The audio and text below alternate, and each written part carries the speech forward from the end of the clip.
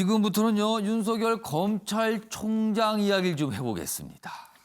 몇 가지 또 기사가 준비되어 있습니다. 첫 번째 매일경제 기사입니다. 윤석열 불법 조치다. 바로 잡겠다. 정직 2개월 징계 결정에 대해서 이런 반응을 보였습니다. 어제 아침에 매일경제 그 시간에도 이 내용 좀 속보로 전해드렸는데 바로 잡겠다고 했습니다. 추미애 장관 사이에도 소송은 진행한다. 그대로 간다는 거죠. 그럼 뭔가 추미애 법무장관과 윤석열 검찰총장의 모습이 약간 대비되는 상황이 됩니다. 예상 밖 낮은 수위 2개월 정직이다. 근데 2개월 정직을 왜 2개월이었을까? 이것도 분석돼 있어요. 만약에 고강도, 예를 들면 해임 이런 경우 땐 여론 역풍이 불 수도 있다. 이걸 좀 부담스러운 거 아닌가. 그리고 윤석열 총장의 소송 그리고 공수처 출범 고려한 듯 소송이니까 아마 이제 법원에서 뭐 이 집행 정지 신청, 집행 중지 신청 이거를 뭐 받아줄까 말까 이 부분인데 약간 수위를 낮춰야 법원이 좀 안 받아줄 수도 있다. 뭐 이런 얘기 들립니다. 그리고 공수처는요 지금 뭐 공수처 수사 뭐 대상 아니냐 뭐 이게 좀 여권에서 그런 말이 나오거든요. 뭐 이런 내용들이 좀 있습니다. 자, 그럼요. 이와 관련해서 어제 징계위원장 대리 그리고 직무대리 그리고 청와대 뭐 관련된 얘기들이 좀 있습니다. 묶었습니다. 보시죠. 문재인 대통령은 오늘 오후 법무부 장관으로부터 검찰총장에 대한 징계위원회의 징계 의결 내용에 대한 제청을 받고 제가했습니다.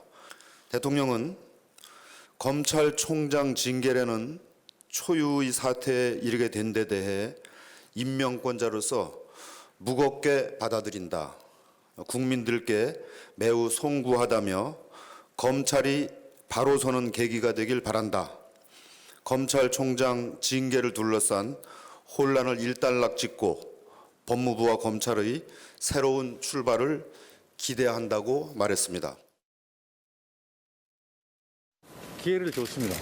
1시간 있다가 이제 최후 진술을 하라 그랬는데 1시간이면 부족하다 해가지고 스스로 포기를 했습니다. 이 법무부에서는 다 이렇게 이미 다 정해져 있었던 것이 아닌가.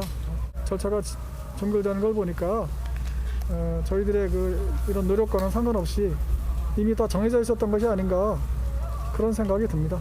이 징계 절차 자체가 위법하고 부당한 절차이기 때문에 승복할 수 없다는 것이 기본 입장이니까요. 아마 거기에 따른 대응을 하지 않을까 싶습니다.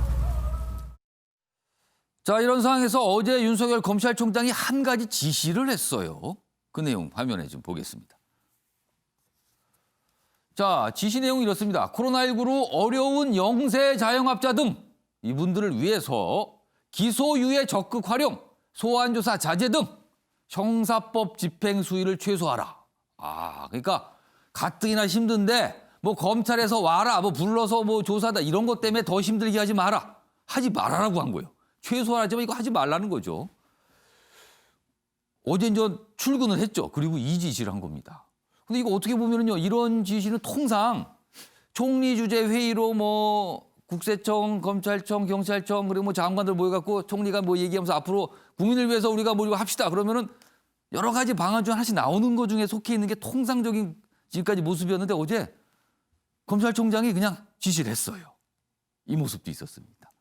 자, 이윤석 전 최고위요. 네. 이 정도면 이게 어떤 행보로 보이십니까 지금? 저는 뭐 사실 조 다음에 어떤 반응이 나오기가 어려운 지금 특수한 상황이기 때문에 뭐 저것만으로 분석하기 좀 어려움이 있지만은 예. 어쨌든 뭐 제가 봤을 때는 통상적인 지시였는데 예. 이게 이제 지금 상황이다 보니까 상황이 또 상황이만. 그래서 이제 대서득필되는 것이 아닌가 좀 이런 생각을 하게 되고요. 어쨌든 윤석열 총장 입장에서는 어제 이제 출근길에 그저께 출근길에 이제 지지자로 보이는 분들 그제입니다. 추운데 이제 안 일어서도 된다 이런 말 한 것부터 해서 차에서 내려서 또 얘기를 했어요. 또 그러니까 솔직히 업무와 관계없는 이제 내용들이 많이 나오고 있는 상황인데 제가 봤을 때는 어차피 2개월 정직이라는 것이 한시적인 어떤 측면이 있고 그리고 또 이번에 정지 소송해가지고 어떻게 나올지 모르는 것이기 때문에 너무 큰 해석을 할 필요는 없다 이런 생각을 하고요. 다만 이제 저는 사실 좀 궁금했습니다. 이제 2개월 정직 정도 되면은 여권에서 이런 판단을 했을 때는 예. 분명히 이것에 대해 가지고 뭐 소송을 하고 이런 것에 대한 실익이 없다고 윤석열 총장이 판단할 수 있었다고 봤을 텐데 2개월임에도 불구하고 무조건 한다라고 이제 했잖아요. 저는 이 측면은 상당히 윤석열 총장 측에서 그 첫째로는 부당함에 대해서 이제 표현하는 것도 있겠지만은 두 번째로는 그 솔직히 말하면 추미애 장관의 사퇴와 관계없이 결국 갈등 관계를 이어가겠다는 생각이 좀 있는 것 같습니다. 아, 이걸로 뭔가 확실히 대척점에 좀 서보겠다 이런 생각도 있다는 거예요, 그러면은? 아, 그럼 약간 좀 정치적인 이유 아닙니까, 그거는? 저는 그런데 정치를 하게 되는 시점이 누구나 정치를 하게 되는 이유가 다 있지만은 예를 문재인 대통령께서도 나 정치 안 해요 이렇게 하고 정치에 소질이 없다 뭐 이런 말 많이 했지만은 노무현 대통령의 비극적인 서거 이후에 본인이 이제 소명 의식이라는 게 생겼다라고 얘기를 하거든요. 윤석열 총장 머릿속에도 결국에는 그게 어떤 계기인지는 일련의 사건들 중에 있겠지만은 뭔가 소명 의식이라는 게 생긴 것 같다. 그렇기 때문에 끝까지 시비를 가리고 나중에 이걸 바로잡기 위한 노력까지 하는 것이 본인의 소명이라고 생각하는 것 같습니다. 통상 이제 소명의식 그러면 이게 정치인들이 하는 말이잖아요. 근데 뭐 아무튼 그런 모습으로 좀 볼 수 있다라는 좀 해석을 해 주셨어요. 박찬환 교수께서는 이 내용 좀 어떻게 평가하십니까? 이 윤석열 총장이 이제 뭐 정치를 하는 게 아닌가라는 생각이 들어요.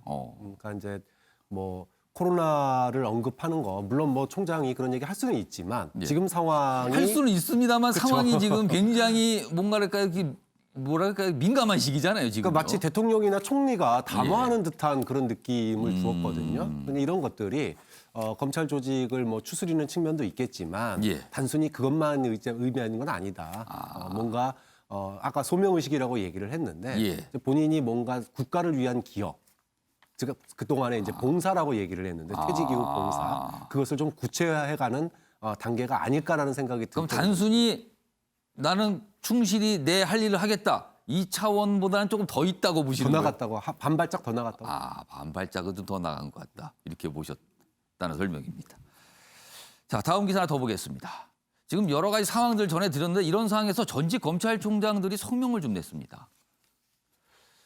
전 검찰총장 9명, 윤석열 총장 징계는 법치주의의 큰 오점이다. 그러니까 징계에 대해서 비판을 한 겁니다. 현 정부에서 총장으로 재직했죠. 문무일 전 검찰총장도 동참을 했습니다. 이 성명에. 그래서 좀 주목을 받았어요. 검찰 내부에서는 총장 징계하는 게 경험 못한 나라 만들기인가 뭐 이런 반발의 목소리도 있다. 이렇게 소개돼 있습니다. 자, 현구택 전 부위원장. 네. 문무일 전 총장. 그러니까 현 정부에서 검찰총장을 맡아서 임기를 무사히 마치고 지금 퇴직한 상태잖아요. 그리고 또 보면은 앞서서 참여정부 당시에 검찰총장을 지냈던 분들도 이번에 이름을 이 성명에 올렸습니다. 이거 어떻게 보세요? 검찰 출신 총장이니까 그런 거예요. 아, 검찰 출신이다. 그럼 역시 당연하죠. 검찰 출신이다. 네. 아, 거기서 못 벗어나죠. 제가 말씀드렸듯이 검찰이 이제 조만간 경찰보다 권한이 줄어들 겁니다. 인원도 줄어들 것이고 아마 규모도 줄어들 거예요. 과거와 같은 영화는 이제 끝났다 보는데 이런 모습 저는 앞으로도 많이 나올 겁니다. 아마 직접 수사를 전부 폐지하는 법령이 만약에 만들어지거나 그다음에 뭐 차관급으로 격하되거나 아니면은 뭐 기소청으로 되거나 물론 이제 공소청 이렇게 하면 아마 검찰총장이라 명칭 쓸 것 같아요.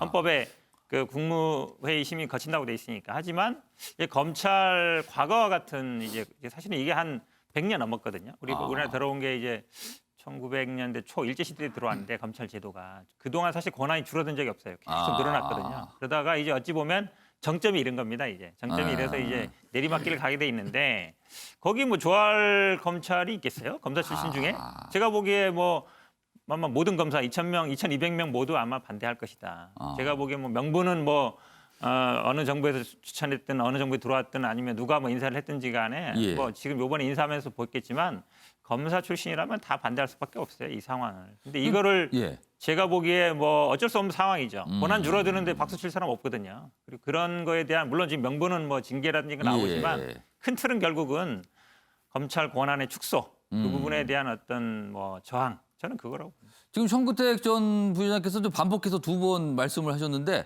그럼 여권, 여당 내의 기류가요.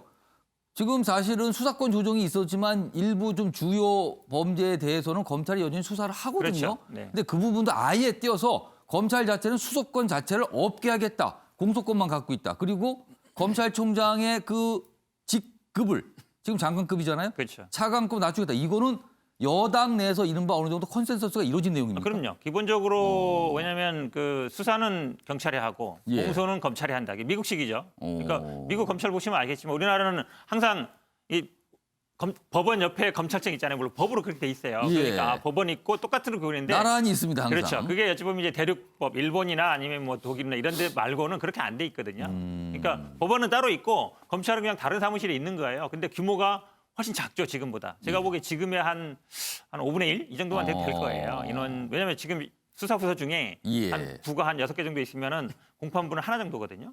그럼 그 정도밖에 안 되는 거예요. 그러면 제가 보기에 뭐 이런 상황들은 앞으로 계속 생길 거라 보는데 뭐 예. 제가 보기에 뭐 누가 임명했냐, 어디서 총장을 했느냐 관계없어요. 본인들의 권한이 줄어들고 그거는 결국은 권한뿐만 아니라 먹고 사는 것도 관계돼 있습니다. 검찰이 권이 떨어지면 검찰 출신들도 예. 먹고 사는데 힘들어요. 저는 뭐 그거이기 때문에 불가피한 상황이라고 보고 있습니다. 네, 유영걸 대표님. 저는 뭐 현 변호사님하고 좀 생각을 달리합니다. 예. 검찰의 뭐 검찰 이기주의 예. 이거만 갖고 전직 검찰총장이 9명이나 나섰겠어요. 제가 보기에는 대통령이 얘기한 그 절차적 정당성과 공정성 예. 여기에 대해서 징계위가 너무 좀 무리한 거 아니냐. 뭐 법무부 장관이 징계위원 임명하고 그 사람들이 또 제청하고 이게 예. 말이 되느냐 말이죠. 원님 재판도 아니고 그리고 또 검찰총장의 항변권 변호사를 통한 그걸 충분히 인정해 줬냐 이거죠. 거기에 대해서 좀 너무 좀 무리한 거 아니냐 뭐 이런 생각. 그리고 또 법원의 판단, 예. 또 감찰위원회, 법무부 차관까지 사퇴할 정도로 이렇게 무리수를 둬가면서 했는데 이게 그만큼 정당성이 있느냐. 그리고 제대로 된 걸 못 찾았으니까 정직 2개월밖에 안 된 거 아니냐. 예. 이런 거에 대한 검찰총장 9명이 나선 거지. 저는 뭐 검찰 조직 줄어들고 이거는 벌써 한참 전에 얘기죠. 예. 그래서 저는 이번 징계위원회 판결을 보고 예. 이게 좀 무리가 많았다. 저는 그렇게 생각해서 나선 거다 이렇게 봅니다. 네. 아무튼 9명이니까 숫자가 좀 많은 내용이거든요. 그래서 또 기사로 이렇게 다뤄지고 있습니다.